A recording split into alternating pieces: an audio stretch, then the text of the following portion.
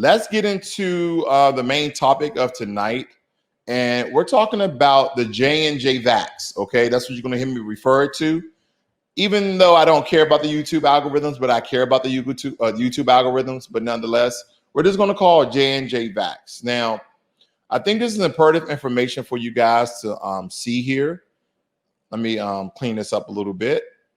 It says, even though the FDA, the Food Drug Administration, which is the FDA, updated the warning label on J&J's vax to include an increased risk of a rare, listen to this, of an increased risk of a rare neurological disorder. Health experts say Americans shouldn't worry, though. Americans shouldn't worry that the J&J vax will cause, and is an increase, I won't say will cause, has probable cause, allegedly, a neurological disease.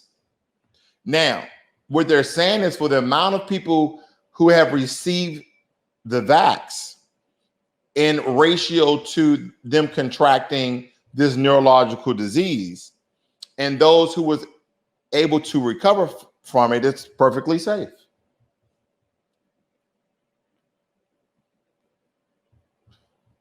That is perfectly safe. Okay. You want to know if I want to agree? Let's get to it. The odds of developing the GBS the GBS, after getting the COVID-19 shot, I'm right here, they say are less than getting it from other vaccines, bacteria, and viruses, including SARS-CoV-2, the virus that causes the vax. And it also says here, the label updated Monday says reports suggested that an increased risk of GBS within 42 days after getting the vax. In a statement, the FDA said that the data suggests an association, but not enough to establish a causal relationship. What are they talking about? Experts urge Americans to continue getting getting their vax shots, including the J&J vax. So we understand the difference between the three, right, family? We understand that the mod vax, is a 2-shot series. We understand the Pfizer vax. You see, I'm just mispronouncing just a little bit. The Pfizer vax is a 2-series shot as well. But with the J&J vax, you get the whole kit and caboodle in one. And there's a possibility, not include all of the other side effects, but there's a possibility that you can contract a neurological disorder, a neurological disease. I know you guys are just up in joy about that. You're just so excited to go get your vax shot. You might just want to vax that thing up.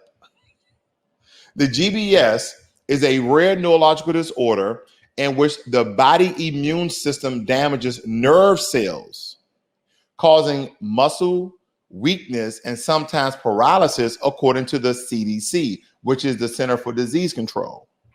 Oh, okay. So I'm gonna take a vax to cure me of a pandemic-sized disease that's worse, just a little bit worse. I don't want to play with words here, but that's technically worse and more contagious than the flu. But that may give me a neurological disorder that causes muscle weakness. Okay. I'm gonna read on because there's some context here that they're basically going to build it up and then, oh, it's safe. Okay. It says the symptoms range in a spectrum of severity from a tingling sensation in the hands and feet to paralysis. So paralysis meaning some sort of paralyzation, meaning you can't move. Now, a pulmonary specialist and internist at Lexington Hill Hospital in New York City. He also states here that other symptoms also include difficulties with eye muscle and vision. Oh, so I can't move, I'm paralyzed, and I can't see, and my eyes can't move left and right. So here I am taking the vax to cure one thing, but I'm paralyzed and I can't see. It gets better. It can't get no better than that. You can't move and see. So you just like you can't move. I'm sorry. I'm sorry, family. I'm on one tonight. That's just hilarious to me. So I'm gonna take the vax to cure me of a pandemic disease that's, a little bit stronger than the common day flu. And if you have a strong immune system, most likely if you're young, that's a 99, 95 percentile that you'll survive. But I'm going to take this vax that they rush through that is not even FDA approved. But what they're saying is that it's FDA EUA, which means that we're not going to approve it. But what we're going to do, we're going to have an emergency authorized use of it. Yeah. You guys can use it because these are unprecedented times. And what we're going to do is we're going to get some popular figures. We're going to get some political figures. And what we're going to do, hold on, wait.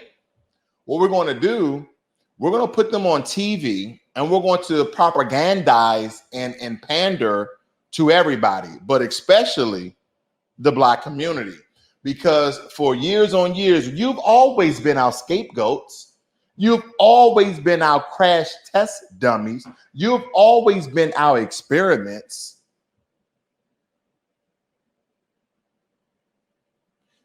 We just want you to vax that thing up. I'm just saying. I'm just reading it for what it is. Let me continue on. This is from USA Today. It says, other symptoms including difficulty with eye muscle and vision and swallowing, speaking and chewing, according to the National Institute of Neurological Disorders and Stroke. Patients may be also experience coordination problems. Okay, so I'm paralyzed. I can't see, I can't swallow, I can't speak, I can't chew. And I'm going to experience problems of unsteadiness, abnormal heart rate or blood pressure, and problem with digestion or bladder control. Wow. So let me get this right. It's a possibility. If I get this vaccine, it's not like your normal side effects. You might have runny nose, sneezing, coughing. You may develop a rash. Okay, I can deal with that if I'm going to save my life. But you're telling me that this is going to cause a neurological disorder and I won't be able to move. I won't be able to chew, swallow, see. I'm going to have muscle weakness. So I have so many. I'm literally innate. I'm like a statue. High blood pressure. I mean, they're talking about a lot of things that are absolutely crippling. Abnormal heart rate, digestion problem. I mean, what does it matter at this point? I can't even eat. I can't chew. I can't swallow. So what does it matter if I have digestion problem? And I'm going to lose bladder control if I take this vax from J&J. Now, all of these vax have their own major side effects, but the reason why I'm honing in on this one, this by far has the most. So some of you are probably like, woo, I'm glad I got that mod vax. Woo, I'm glad I got that Xizer vax. And sometimes I'll just tell you this, guys, the only vax you really probably need is this good old YouTube iced tea. That's could be if I was drinking an adult beverage, 1738. But that's good old YouTube iced tea, PG-13 style. But these are the things that I think that are pertinent. Now, truth be told, the strongest defense against this vax, the strongest defense against C19, is you being the best, healthiest version of yourself. fresh fruits, fresh veggies, or at least frozen, lean meats, if any, and fish. And that's probably it. Now, if you're downing a bunch of junk food and candy, then believe it or not, your digestive system have to work extra hard, which essentially weakens your immune system. Anytime that your digestive system is working, your immune system is using energy in that portion of your body in order to digest your food. That's why you hear some people say, when I get sick, I fast. That because it boosts your immune system, because your immune system are going to go to that infection. Okay, whatever the problem issue in your body is going to have 100% of its working power versus you eating all this bad food that has to break down, that's maybe even processed. Drinking a lot of water, like right here, you might see me with something, but I'm always drinking tons of water. Okay, I'm always drinking tons of water. You can ask anyone who knows me, I'm always having a lot of water. Okay, and you've seen me travel the world. Okay, you've seen me travel the world. I mean, during the pandemic last year in November, I went to Mexico. Okay, this year I've been to Brazil and Jamaica. And at the end of the month, I'm going to Dominican Republic. And then later on, I'm going to Costa Rica. The next year, I'm going to Ghana, et cetera, et cetera, et cetera. What I'm saying is being informative and understanding what's going inside of your body is very important. And sometimes you listen to one or two sources, you're not getting the details you may need to protect yourself and your family.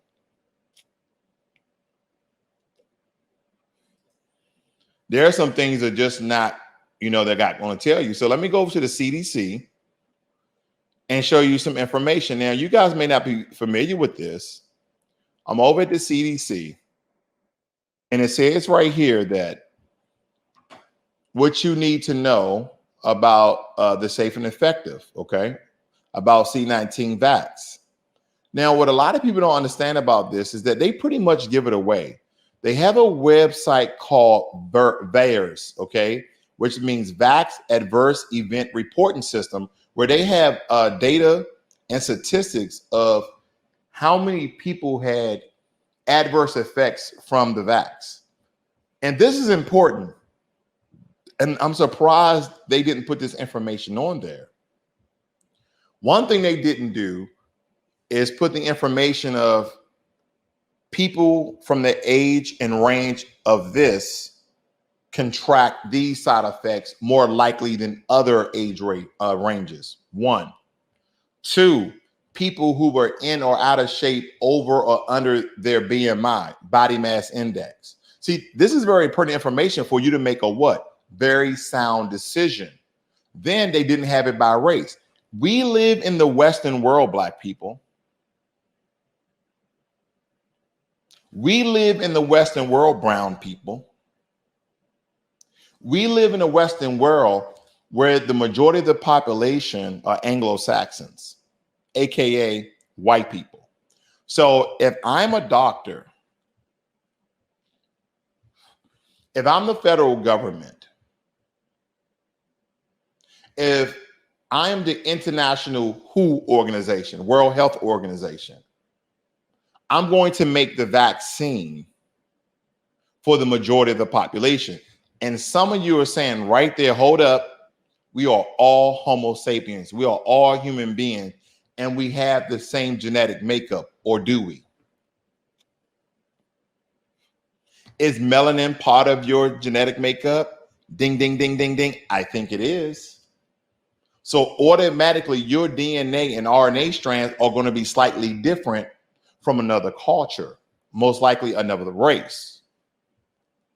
So this is imperative that I believe certain vital statistics was not depicted on the Vax Adverse Event Reporting System.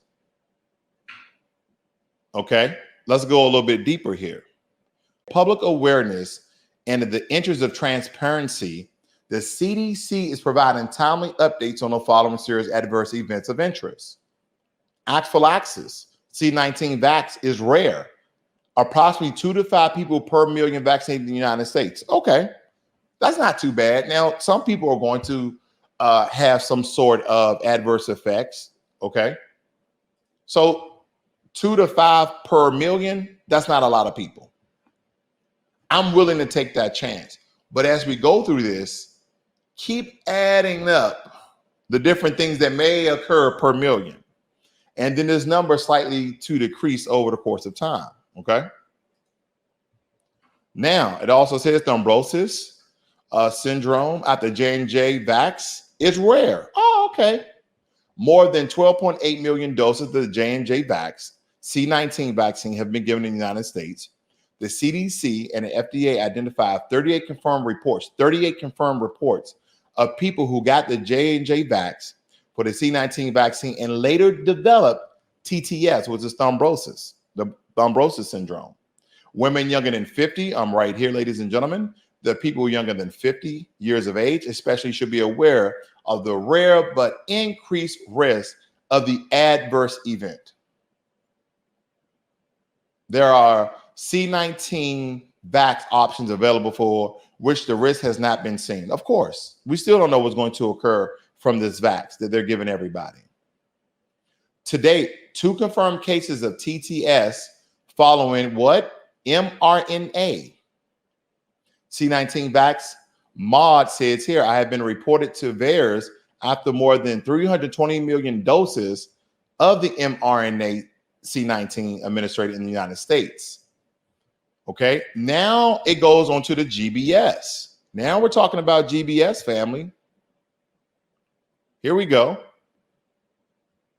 GBS in people who have received the J&J vax is a rare disorder where the body's immune system damages, your own body damages, because listen, this particular vax, whether it be Mod, Pfizer, or J&J vax, all of these are going to somehow modify. I hope we know what modify means. It's going to modify your RNA. Now, I don't know the scientific experimental terminologies and breakdown, but it's going to change your RNA. Last time I checked, if your RNA or DNA changes, aren't you slightly a different person?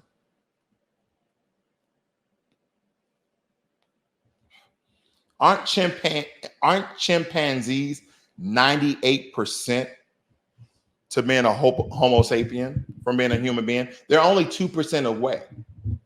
Now, mathematically, 2%, I guess it depends on what we're referring to, chemical substance, poisons, things of that matter. 2% means a lot. Okay, 0.2% could mean you living and you dying, but anything else, when we're talking about 1% to 100%, 98%, you're like, oh yeah, I'm good with that.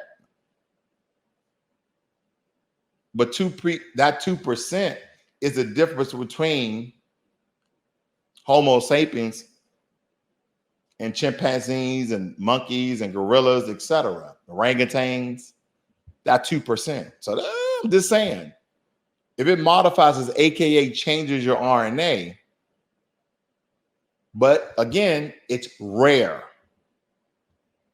Some people don't like that rare. Like, man, I'm okay with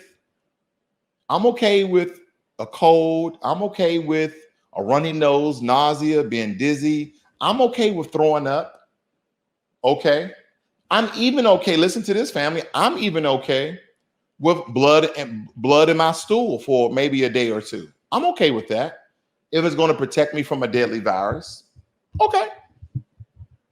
I'm okay with that. But I'm not okay with my nerve functions being damaged. I'm not okay with being paralyzed. I'm just saying. Okay. After 12.8 million, the J&J vaccine dose administered, says here, there have been around 100 preliminary reports of GBS. 100.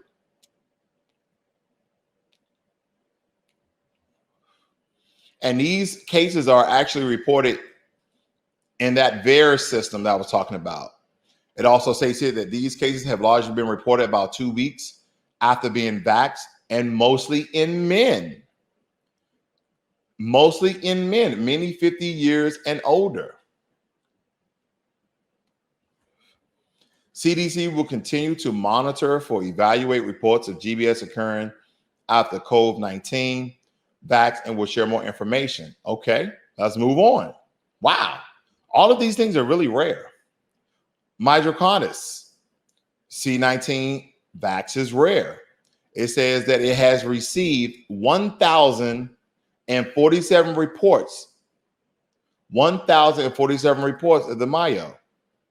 It says among people ages 30 and younger. So we're covering 50 and older, 30 and younger. And they said mostly. Let me point this out, family. They said mostly. That means that it also occurs in women, and it doesn't matter of your age. Okay, they didn't say all, they said mostly. You got to read between the lines. Then it also states here that you contract this particular disease or disorder ages 30 and younger who receive C19 vax.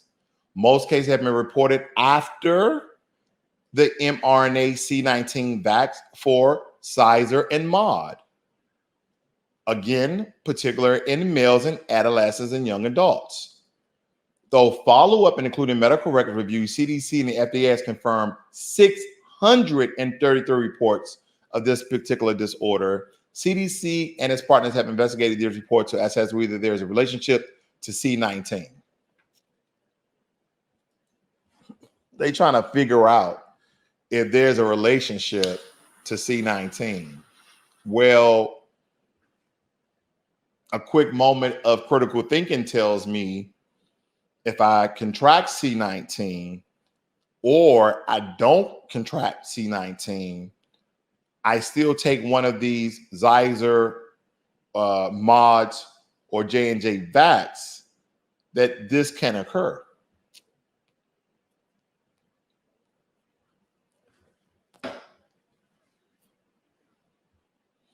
This can occur. So when you look at this, family, I'd be very cautious if you are planning to take it, either one of them.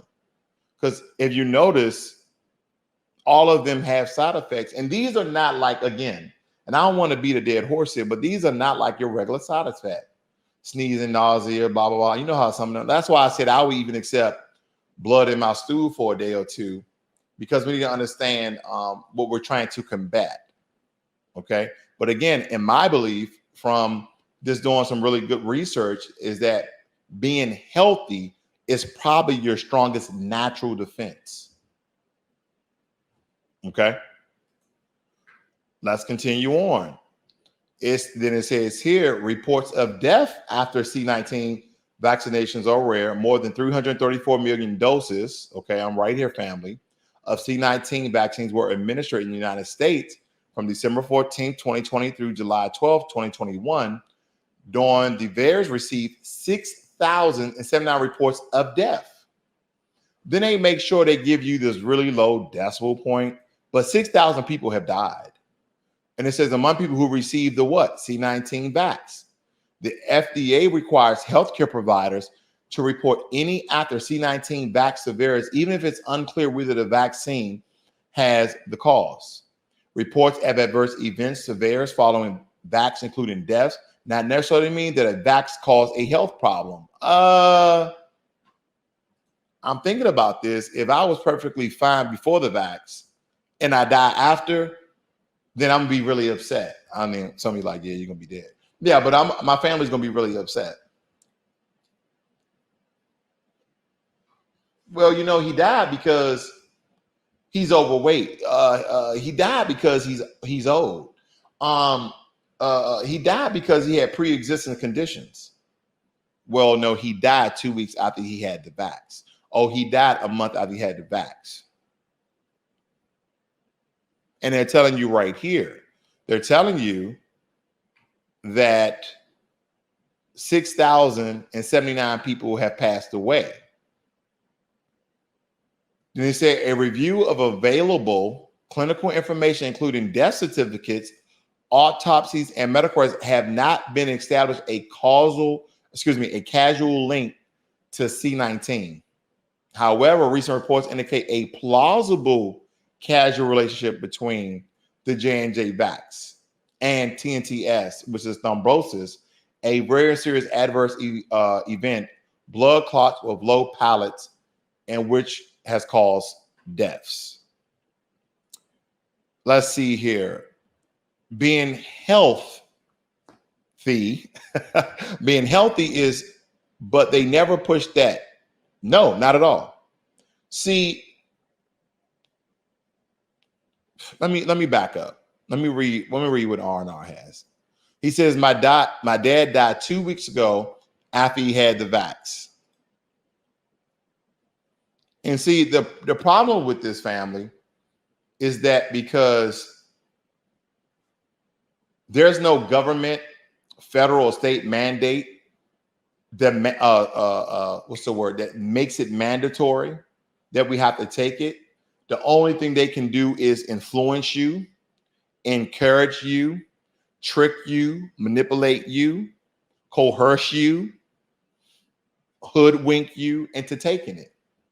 So essentially, you can't sue. And also, the FDA has said, okay, we're going to use this.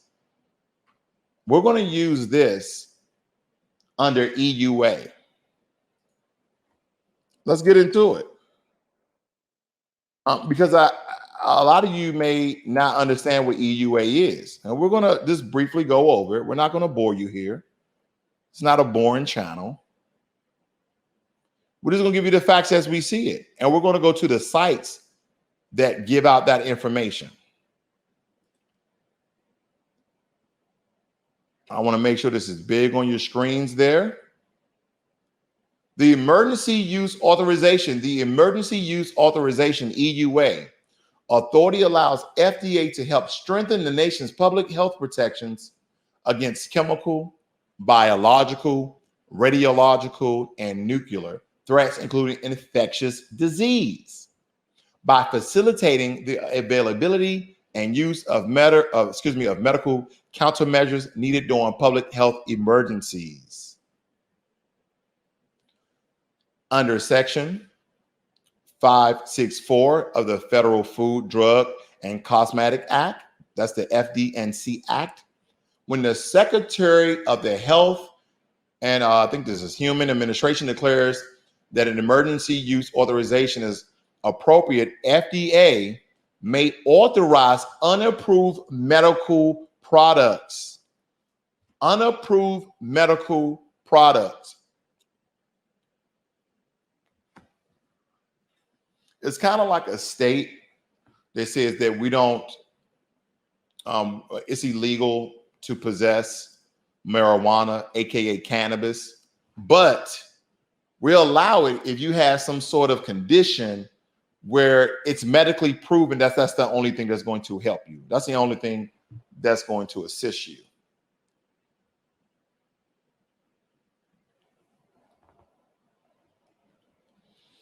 And the question here is, did most Black folk take the J&J or others? It's very concerning. But what they're saying is, let's say we're going to deal the dice here. We're not going to take accountability because we have a label that's out there that is used for extreme emergencies. And being in a pandemic is an extreme emergency. And some of you may chop it up, well, there's 330 million people in America, 6,000 people passed away, 2s and 3s here. It's really not a large number. And I will agree with you mathematically. The question is, out of those 6 who passed away, out of those 6,000 who passed away, what race were they? What was the majority of that race? What was the majority of the race that contracted thrombosis? What is the majority of the race that contracted GBS, the neurological disorder?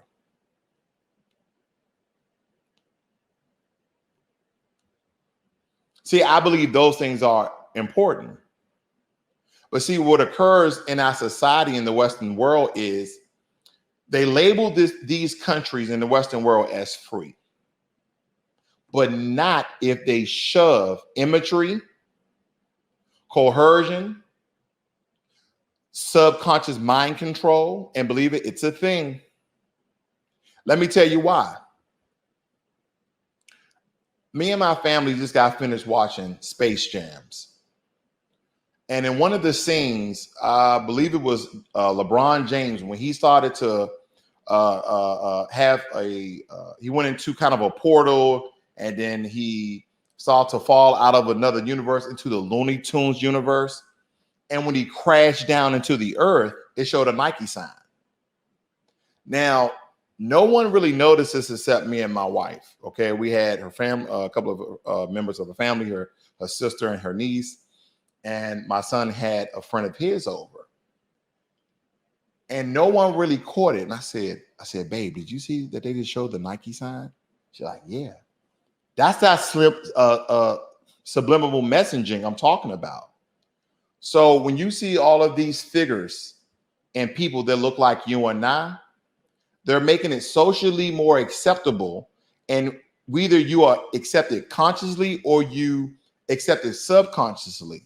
See, why would I try to give you something straight? Because here's the thing. How do you communicate? How do you accept information? How do you know about things? Commercials, right? Information, right? But if you notice, sometimes commercials nowadays have nothing to do with the product, but they show the product, if you look, the entire time, because it's a distraction. It's like smoke and mirrors. Like, pay attention to this, but all the while, I'm gonna keep showing this particular company.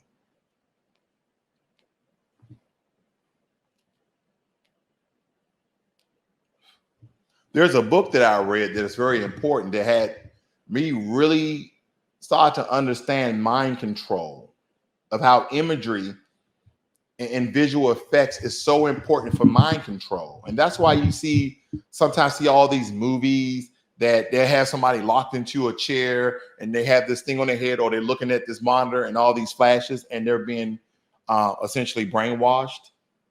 That's because it's already been happening for years.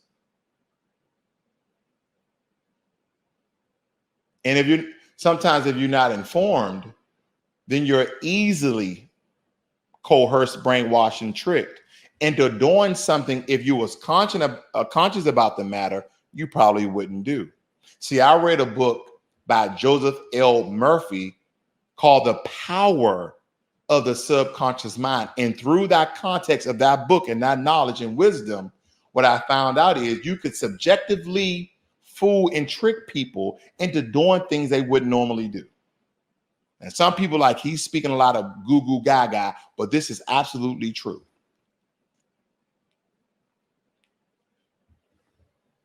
If melanated people was really taking a vaccine, then why do they get what's his name? Juvenile to do vax that thing up? Because they wanted to attract the melanated community, the Black community. They wanted to attract foundational Black Americans.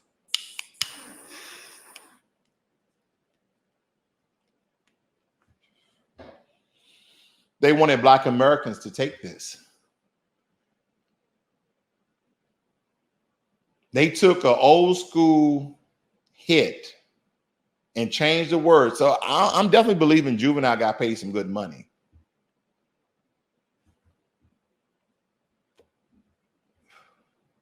And I'm really, the way white supremacy works is that even after they made the video of Vax That Thing Up, they had Juvenile do interviews.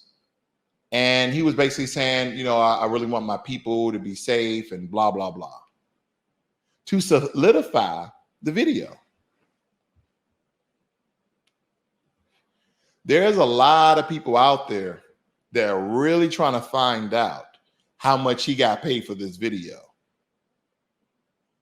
Because in some people's eyes, by doing this despicable video, that he tarnished his image, that he tarnished that song and also his name. Think about that. Look at the extreme measures they're going through in order for you to take the vax. Some states, some organizations, some companies, some businesses, they're saying, if you haven't had the vax, you can't come to work. And we're now calling everybody back into the building. If you haven't had the vax, you can't apply or get or do this. I saw a story the other day that this brother was going through a court case for drug possession and attempted murder, I believe. And the judge says, hey, you're at least going away for 5 years or something like that, right? I can have the years off, but listen to this. Or he was going to go away from 15 years. Just don't focus on don't focus on the number, but focus on the decrease of the amount of years. So they say, okay, you're going away for drug possession and attempted murder for 15 years. The judge says, well, if you take the vax, then you'll only get 5 years. With probation, you might get off in 3.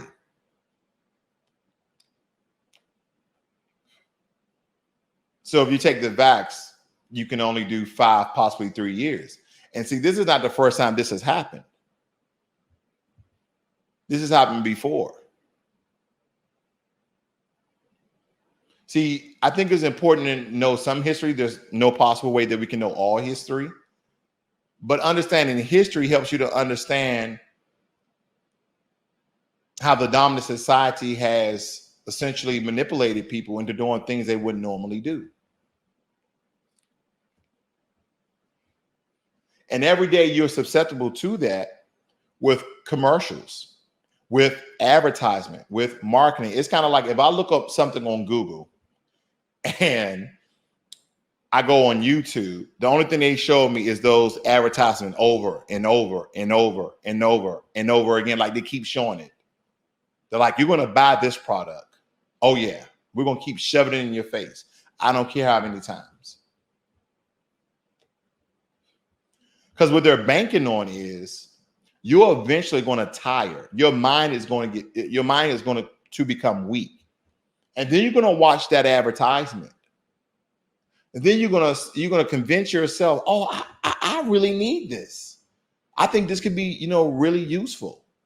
It don't matter what the product is. Is that if you look it up on your phone, more times than not, it's going to hit your YouTube, Instagram, TikTok advertisements, and they're going to keep showing it over and over again until you watch it. And even after you buy it, they keep showing it because then once you buy it again. But the point is to weaken and tire you out, to convince you that you need something that you possibly don't need.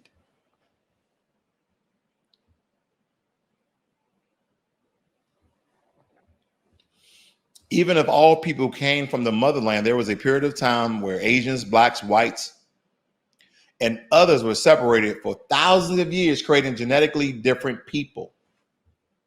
Thank you. Absolutely 1000% correct. We have different genetic makeups.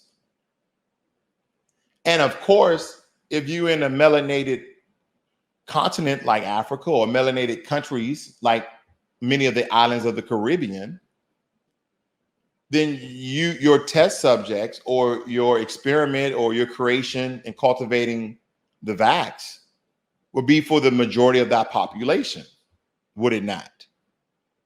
So if you live in the Western world, you live in Canada, the US, Mexico, British, who else? Ireland, Scottish, Wales, Netherlands, Sweden, Greenland, Iceland, the Western world, and large portions of the Eastern world, they're going to make it for the majority of the people.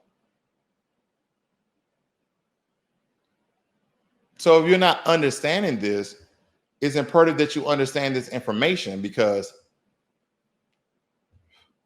you are susceptible of your RNA being significantly modified because of this vaccination. And that's very, very important if you don't know, then understand, the intricate pieces of how essentially imagery can coerce you in doing something that you wouldn't normally do, because the conscious mind will tell you, okay, I have people that look like you and I who are melanated, Afrinated people showing on TV that this vax can protect me from the C-19 virus. But majority of the people who created and cultivated these particular vax, from Mod, Pfizer, and also J&J, are majority of Caucasian people from the Caucasus Mountains in Europe.